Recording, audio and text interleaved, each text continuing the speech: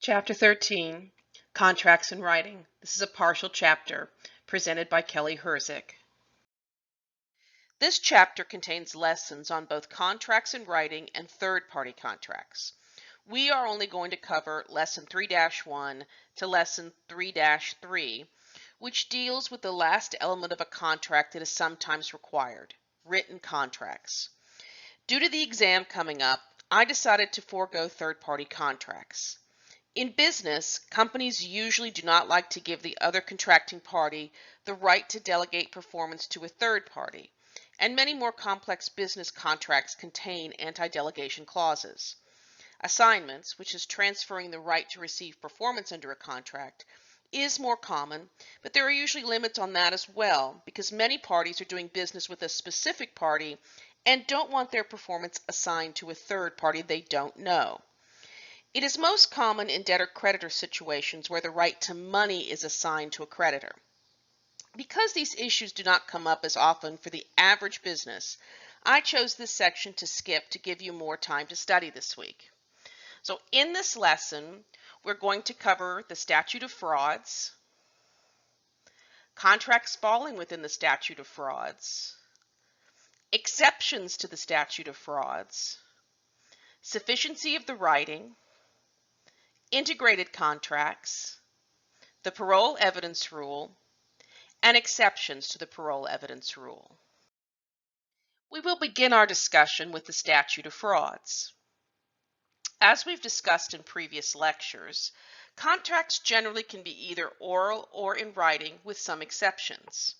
Now, we have discussed the statute of frauds in previous lessons. Remember that the statute of frauds has nothing to do with fraudulent contracts or illegal contracts. The statute of fraud addresses the enforceability of contracts that fail to meet the requirements in the statute. It also protects people from poorly considered oral contracts by requiring certain types of contracts to be in writing. Most businesses use written contracts because they more accurately memorialize any agreements made and facilitate dispute resolution because the terms are solidified in writing. When contract disputes arise, written contracts are much easier to defend in court than an oral contract.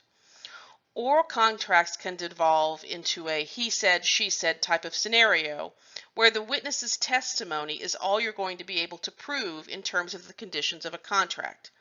You're reliant on the parties' memories and the credibility of the parties. It's not an easy place to be as a litigator. A written contract with the terms laid out becomes more objectively defensible in court. It's just much better evidence. The more complex the contract, the more important it becomes to have that contract in writing. In addition, putting contracts provisions in writing helps the parties review clauses and decide and advocate for what they really want in a contract. Requiring certain contracts to be in writing comes from Old English common law, the English Act for Prevention of Frauds and Perjuries from 1677. That's how old this is. In the United States, the term has become known as the statute of frauds, and it's a matter of state law. This is very important. There is no federal statute of frauds.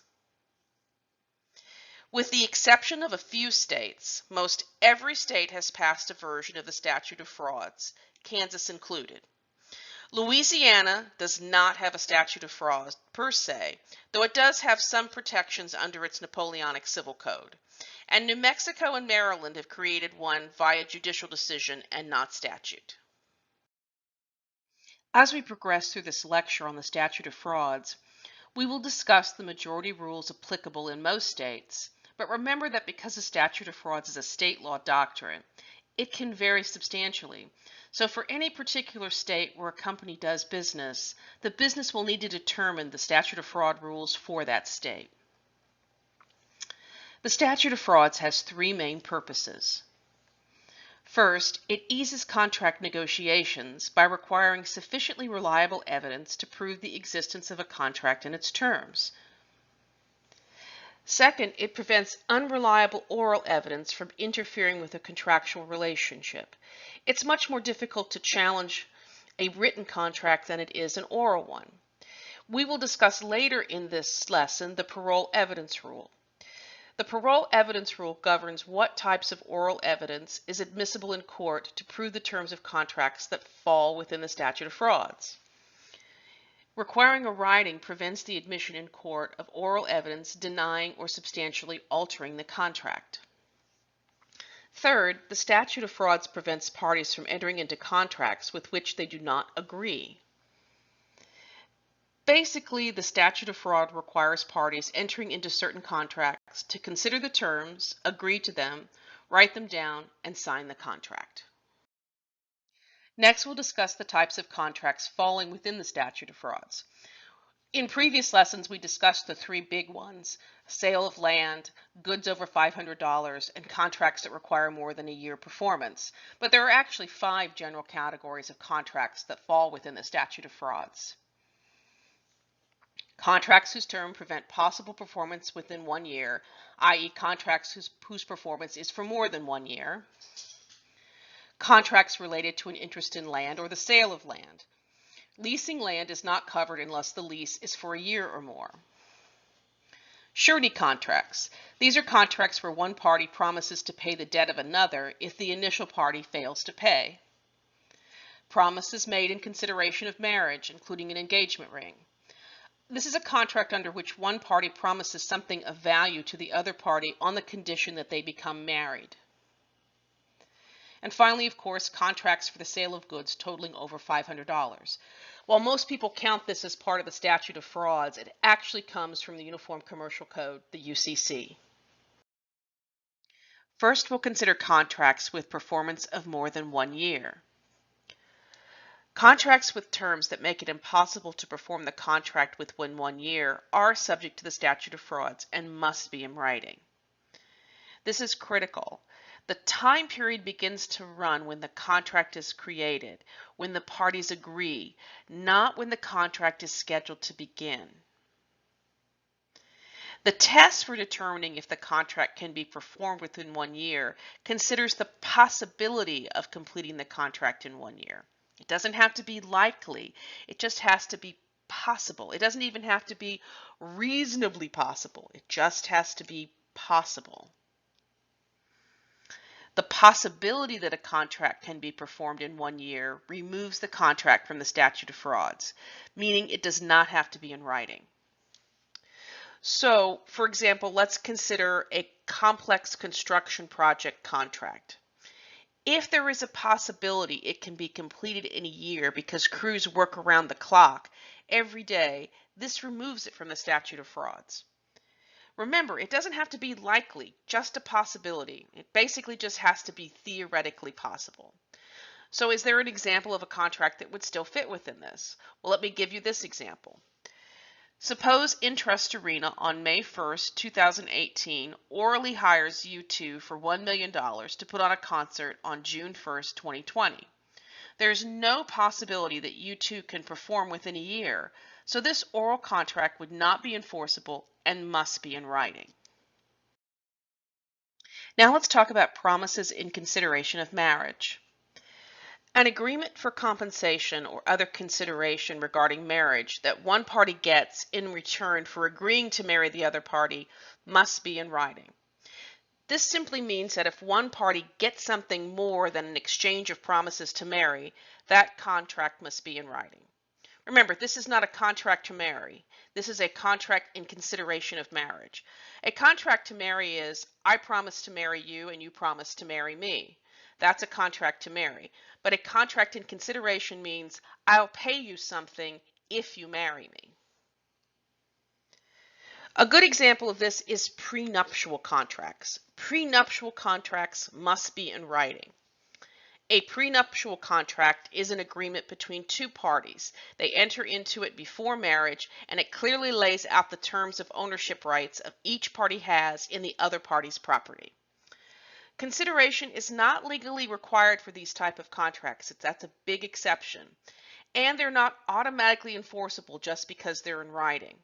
However, consideration does provide evidence of an agreement and the terms. These contracts are basically considered on the facts and the circumstances surrounding each one as to whether or not they're going to be enforceable or not. For example, Betty and John are getting married and orally agree that in exchange for Betty remaining married to John, each year of the marriage, Betty will receive $1 million. This contract is unenforceable and must be in writing to be enforceable because it is consideration of marriage. Betty's being paid $1 million for every year she stays married to John. Next, we'll discuss surety contracts. According to this provision of the Statute of Frauds, a promise made by a third person to a creditor that the third person will be responsible for the debt the debtor owes the creditor must be in writing. These promises to pay the debt of another are called suretyship promises, secondary promises, or collateral promises. These names are all the same thing depending on the state's nomenclature of this type of contract. So you may see it referred to as a suretyship, a secondary promise, or a collateral promise. They all mean the same thing. Here's an example. Larry agrees to buy Betty's car for $5,000. This is the primary agreement and does not need to be in writing. However, if John agrees to pay Betty the $5,000, if Larry fails to pay, this is a secondary contract and needs to be in writing since John is guaranteeing Larry's debt to Betty. Now, a contract where an estate's executor agrees to pay estate debts from his own personal funds is an example of a secondary contract that must be in writing to satisfy the statute of frauds. You'll see this in some states. His promise to pay the debts of the estate with estate funds are a primary contract and need not be in writing. It's only if he's guaranteeing estate debt with his own funds that it needs to be in writing. There are 3 exceptions to the surety contracts rule. The first is known as the main purpose rule. If the main purpose of the secondary promise is to obtain a personal benefit, as determined by the facts and circumstances, then the agreement does not need to be in writing. An example is if Barry orally agrees with the bank to be responsible for Bob's debt on 2 parcels of land because Bob will allow Barry to build his own house on one tract. This promise does not have to be in writing because Barry's main purpose of the promise is to obtain a house of his own. The second exception is if that a third person makes the promise to the debtor instead of to the creditor, then the promise does not have to be in writing. Let's go back to Barry and Bob. If Barry tells Bob and not the bank he will be responsible for Bob's debt on the 2 parcels of land, this promise does not have to be in writing. Barry made the promise directly to Bob and not to the bank. The third exception is if the third person promises to be primarily responsible for the debt, then the promise is outside the statute. Let's go back to Barry and Bob. Suppose Barry promises the bank he will be responsible for the debt on the land directly himself, without the bank having to try to collect from Bob first. This oral promise does not have to be in writing either, because he is promising to be directly responsible for the debt and he's no longer really a surety. Next, we'll discuss contracts related to an interest in land. Land refers to not only the real property itself, it's not just the dirt, but it also refers to permanent fixtures to the land like trees and buildings. Mobile homes are not fixtures on land and are considered personalty like a car or an RV because they're movable. They are not a fixture unless they are permanently attached to the land by putting them on a foundation or other means of permanent fixture. This is important in mortgages because if someone wants to get a mortgage on their mobile home, it has to be permanently attached to the land. Otherwise, they have to get a personal loan on the RV, kind of like a car loan, and it becomes very difficult. The statute of frauds is intended to prevent oral claims of a contract for the sale of land. The transfer of an interest in land like mortgages and leases of more than 1 year are also covered by the statute of frauds. Now there is an exception where an oral contract for the sale of land has been partially performed. If a seller performs his side of the contract by conveying good title to the buyer, the seller can recover the purchase price from the buyer even though the contract is oral. If a buyer either makes a valuable improvement on the land or takes possession of the property and pays part of the purchase price, the contract will also be enforceable even though it's oral. Let's take a look at an example of that. We'll start with the seller's performance. Suppose Larry orally agrees to sell his house to Bob for $100,000. This oral promise would generally not be enforceable under the statute of frauds. However, suppose Larry transfers good title to the house to Bob, but then Bob refuses to pay and claims the contract is not enforceable under the statute of frauds.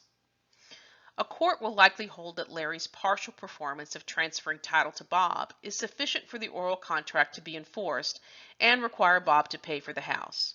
The court is not going to allow Bob to get title to the property but then refuse to pay by using the contract's oral nature as a defense.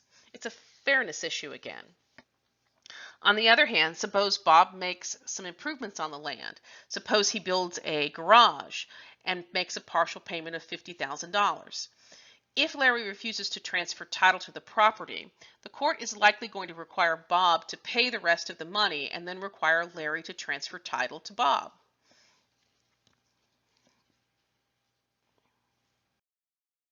The last area of contracts that require a writing are contracts for the sale of goods over $500 based on the UCC. According to the UCC, Section 2-201, any contract for the sale of goods over $500 must be in writing. The writing must contain the quantity to be sold and be signed by the party against whom the action is brought seeking to enforce the contract. Buyer, seller, price, and method of payment do not need to be included in the writing to satisfy the UCC. This is much different than the common law. Really, they're just looking to make sure that the quantity sold is there and that the person that you're suing has signed it somewhere on the writing. There are, of course, exceptions to this main rule. If the buyer receives and accepts the goods, the contract will become enforceable. If the buyer receives and accepts part of the goods, the contract will become enforceable as to the goods that were accepted and received. Next, if the buyer makes a partial payment for the goods contracted for, the contract is enforceable as to the goods for which payment has been made. Finally, if the contract requires the seller to specifically manufacture goods for the buyer that are not suitable for sale to others, like monogrammed shirts, and the seller makes a substantial beginning in the manufacturing process, the contract will be enforceable. There are some specific state requirements that are worth noting. The first has to do with the equal dignity rule, and it affects agency law primarily. The equal dignity rule requires contracts that would normally fall under the statute of frauds and need a writing if the principal negotiated it must also be in writing if the agent negotiates the contract. This means that a principal cannot use an agent to get around the statute of frauds. A corollary to this rule is that if the contract being negotiated by the principal is required to be in writing, like the sale of land, most states require that the agent's authority must also be in writing. Otherwise, the contract executed by the agent is voidable at the principal's option. This is why most states in part require real estate agent contracts to be in writing. For example, because the real estate agent's contract is ancillary to the sale of land under the statute of frauds. The agent steps into the shoes of the principal because the sale of the land must be in writing, so too must the real estate agent's contract. Some states have a minority rule within their statute of frauds related to the promise to pay a debt. For example, if the debt has been discharged in bankruptcy, a debtor has no legal obligation to pay that debt. However, the debtor can voluntarily pay that debt, usually to obtain additional credit post-bankruptcy. But any agreement to pay a discharged debt must be in writing to be enforceable. Debtors who agree to pay debts that are uncollectible due to the passage of the statute of limitations must also do that in writing for it to be enforceable. Next, we'll turn our attention to exceptions to the statute of frauds. As with most general rules under the law, the statute of frauds does have exceptions under which the statute of frauds does not apply even though it normally would. Those exceptions are admission, partial performance, promissory estoppel, and exceptions under the UCC. We'll begin with admissions. An admission is a statement that is made in court or in some stage of a legal proceeding, such as a deposition. The statement must be made under oath and admit the existence of an oral contract. Even though the oral contract was required under the statute of frauds to be in writing, an under oath admission makes it enforceable. The admission must be made by the party being sued to enforce the contract, most often the defendant. Every state except Louisiana and California adheres to the admission exception. The UCC has a similar rule that will enforce an oral contract, otherwise required to be in writing, if the existence of the contract is admitted in court under oath, but only for the quantity of goods admitted. So now let's talk about an example under the common law. We'll go back to Bob and Larry. Bob and Larry verbally agreed that Larry would sell his house to Bob for $100,000 if Bob paid the money by May 1st. Larry refuses to honor the contract to sell the house, and Bob sues for breach of contract. During his deposition under oath, Larry admits there was a verbal contract to sell the house for $100,000. This admission in all but 2 states would render the contract enforceable. The next exception to the statute of frauds is partial performance. Under an oral contract, partial performance by one or both parties can provide proof that the contract exists, negating the need for a writing. This is demonstrated by the exceptions discussed previously with respect to the statute of frauds requirement for a writing concerning the sale of land and the sale of goods over $500 on the previous slides. Those are examples of partial performance. The next exception is promissory estoppel. We've discussed promissory estoppel quite a bit, but as a refresher, promissory estoppel is the legal enforcement of an otherwise unenforceable contract due to a party's detrimental reliance on that contract. Generally, if someone wants to prove promissory estoppel, they have to prove 3 things: that the party not relying on the contract should have known that the other party would rely on it, the other party must reasonably rely on the contract, and the party must rely on the contract to his or her detriment, i.e. they must have a change of position when reasonably relying on the existence of a contract. Now, we've discussed promissory estoppel before, and I gave a good example of it. That was the example where Bob was going to Larry's office to look at his real estate portfolio and select a house. Larry makes a verbal promise to sell Bob a house by a certain date.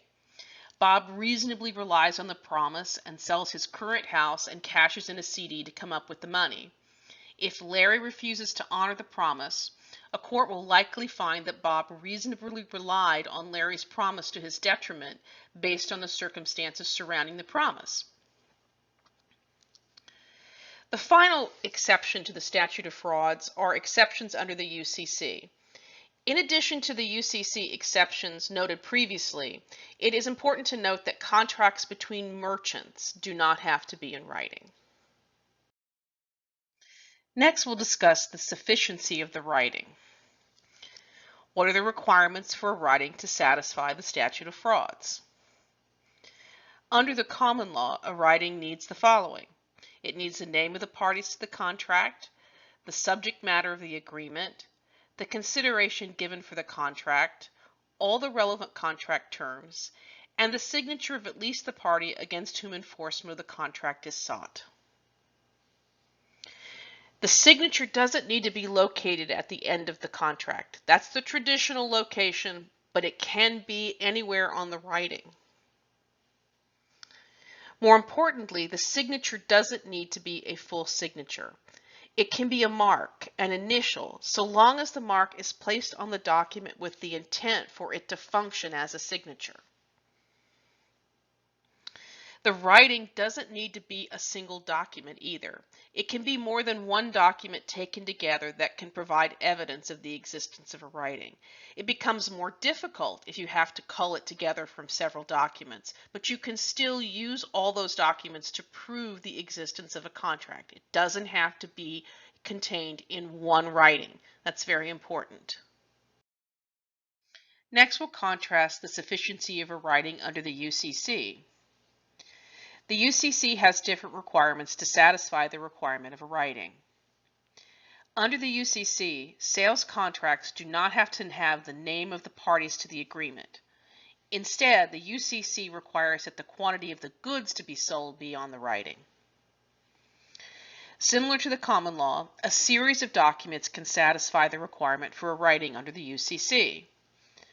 Some documents that count as a writing include faxes, emails, invoices, bills of lading, sales slips, checks, or any combination of these documents. Overall, it's easier under the UCC to prove the existence of a contract. The next topic I want to discuss briefly is integrated contracts. Integrated contracts are written contracts intended to be the complete and final representations of the parties' agreement. The parties may negotiate orally back and forth, they may exchange drafts, but once they both sign on the dotted line and the contract is executed, that constitutes the entire agreement between the parties, and all the oral negotiations beforehand are not enforceable. When contracts are deemed integrated, parole evidence is not admissible unless one of the exceptions to that rule applies. We'll discuss that and the exceptions next. Merger clauses show the intent of the parties involved as to whether the contract is integrated. In some states, like Kansas, these are generally enforceable. But in a minority of states, they are only recommendations, but not necessarily binding on the parties. That's definitely a minority view. When the contract is only partially integrated, parole evidence is admissible to clarify a part of the contract or address enforcement of the contract. You'll understand this better as we go through the parole evidence rule and discuss some of the exceptions. If the court determines the written agreement does not represent the complete agreement or a term is missing, then parole evidence is admissible to further the court's understanding of the agreement. The evidence is limited to any missing or additional elements that are consistent with the written agreement. So now that we've discussed what an integrated contract is, let's discuss the parole evidence rule. So what is the parole evidence rule? This is a common law rule that states that oral evidence of an agreement made prior to or contemporaneously with the written contract is inadmissible when the parties intend the written contract to be the complete and final version of their agreement. Remember when I just talked about integrated contracts? All the negotiations, those oral negotiations or any side deals that the parties might think they're making, if they ultimately sign an agreement, a written agreement that is intended to be the full agreement between the parties, all those prior negotiations are not admissible. They're not enforceable. So that's what we're talking about when we're dealing with the parole evidence rule. The parole evidence rule is designed to restrict oral testimony or other evidence, even written documents or previous drafts, from being admitted in court that substantially contradicts the final agreement in written form. Now, whether drafts are admissible really depends on the circumstances and how different those are from the final agreement. It also depends on what purpose the draft is being offered. The parole evidence rule generally excludes testimony concerning negotiations or side agreements. These are inadmissible, and the writing is assumed to be the parties' complete and final agreement. Now, many contracts have merger or integration clauses that state that the contract is the final and complete agreement, and any prior or contemporaneous agreements are superseded by the final contract signed by the parties. Most businesses use these merger or integration clauses to cut out litigation about negotiations. That's really what they're for. Next, we will discuss exceptions to the parole evidence rule. The parole evidence rule has several exceptions. The first is contracts that have been subsequently modified. Evidence regarding a contract modification after execution is admissible. If the statute of frauds applies to the contract, oral modifications are not enforceable. However, oral testimony about a later written modification would be admissible. If the contract requires modifications to be in writing, then oral modifications are not enforceable or admissible. For example, Bob and Larry enter into a written sales contract that requires Bob to buy 50 bushels of organic apples per month from Larry for use in Bob's restaurant chain. The contract requires all modifications to be in writing.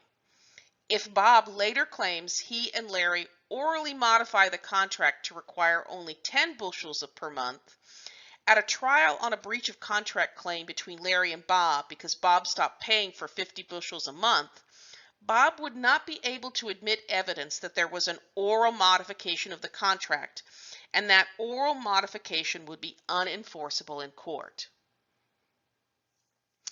The next exception is contracts conditioned on orally agreed on terms.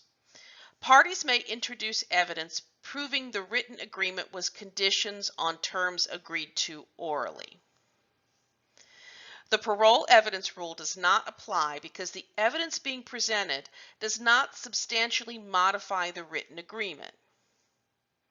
What is at issue is the enforceability of the contract as written. It involves a condition precedent, an event that must occur before a contract becomes effective. A condition precedent must occur before performance under a contract becomes due. For example, before any contractual duty exists. Let me give you a concrete example. Bob and Larry agree in writing that Bob will buy Larry's house for $100,000, conditioned on an inspection of the house.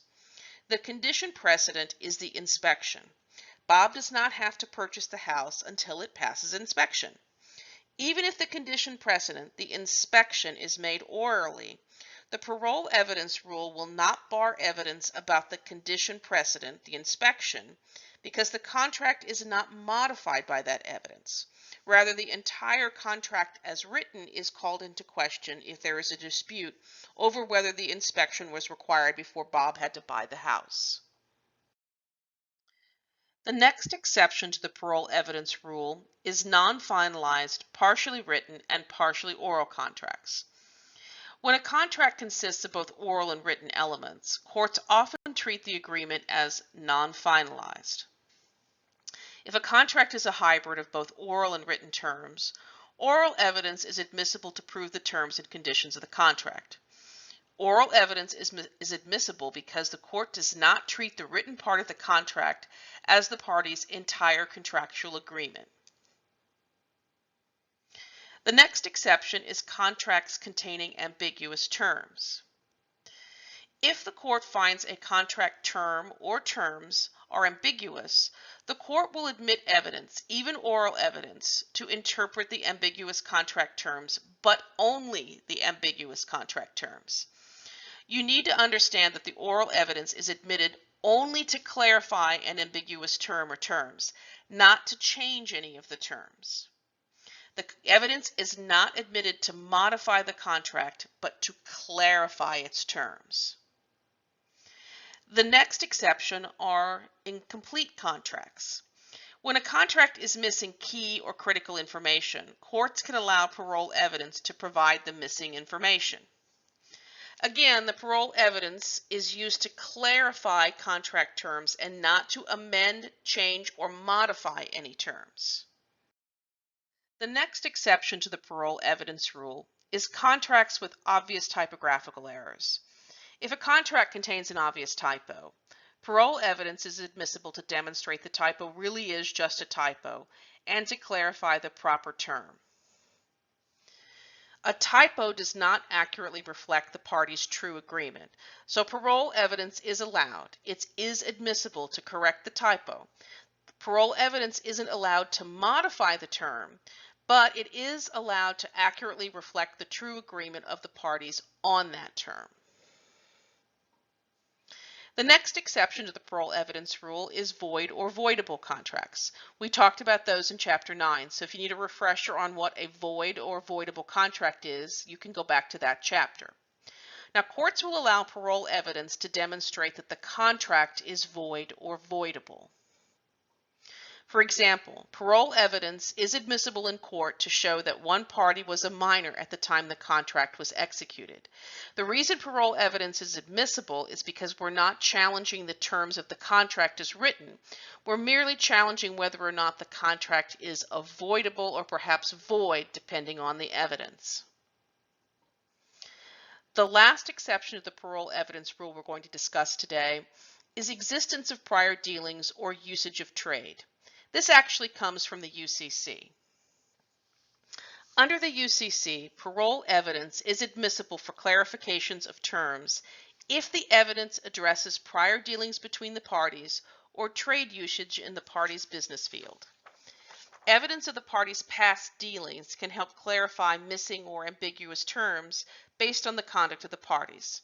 This assumes that the parties in a current contract will act in a similar manner as prior similar contracts between them. Courts can also examine trade usage in the parties' business field.